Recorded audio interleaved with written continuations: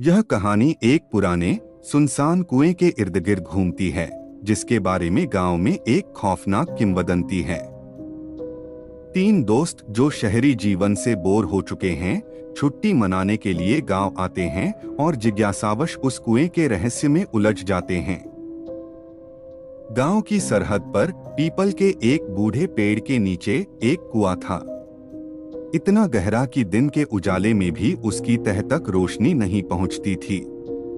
गांव वाले उसे अंधा कुआं कहते थे।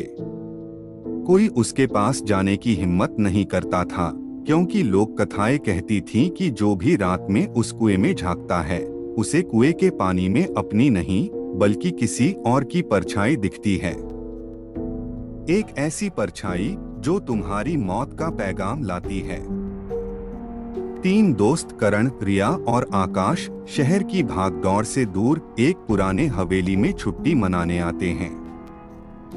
शाम को वे गांव घूमने निकलते हैं। रिया, जो थोड़ी एडवेंचरस है, एक सुनसान रास्ते पर चलते हुए उस कुएं को देखती है। रिया उत्साहित होकर, देखो वो कितना पुराना कुआं है, चलो इसके पास चलते हैं। आकाश थोड़ा हिचकिचाते हुए, मुझे ठीक नहीं लग रहा।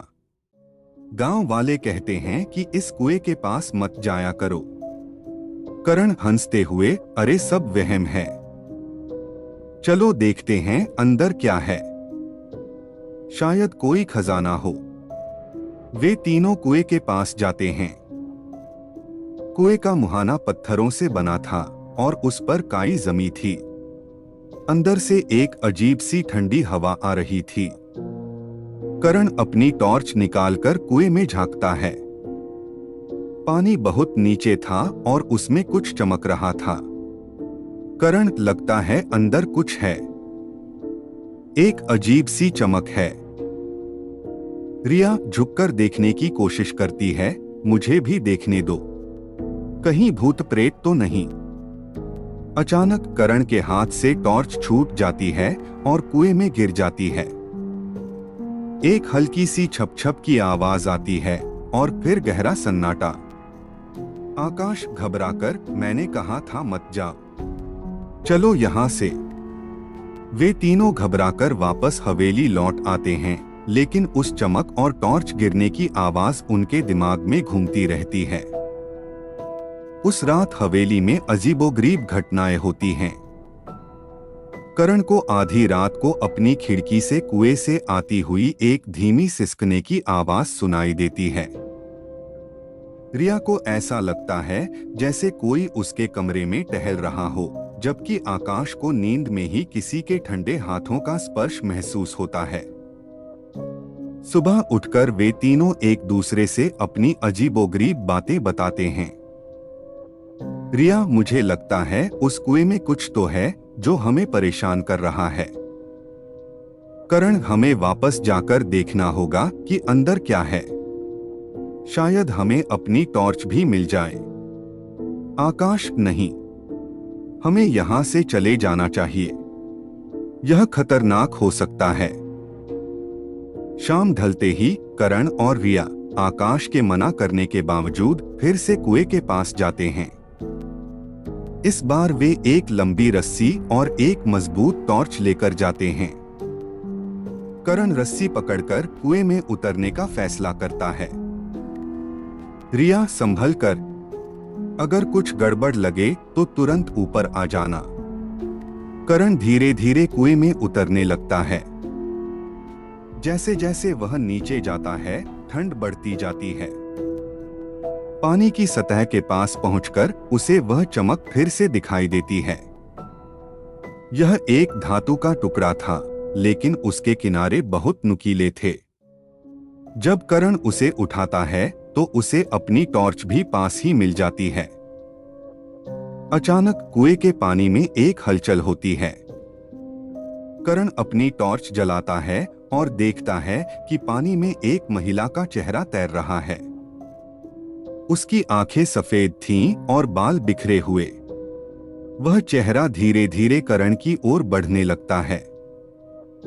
करण चीखता हुआ, रिया, ऊपर खींचो। जल्दी, रिया घबराकर रस्सी खींचने लगती है, लेकिन रस्सी भारी होती जा रही थी, जैसे कोई नीचे से उसे खींच रहा हो। आकाश, जो अपनी चिंता में हवेली में नहीं रुक पाया था, भागता हुआ कुएं की ओर आता है। वह देखता है कि रिया अकेले रस्सी खींच रही है और चिल्ला रही है, आकाश क्या हुआ? रिया, करण को कोई नीचे खींच रहा है। आकाश भी रस्सी खींचने में मदद करता है।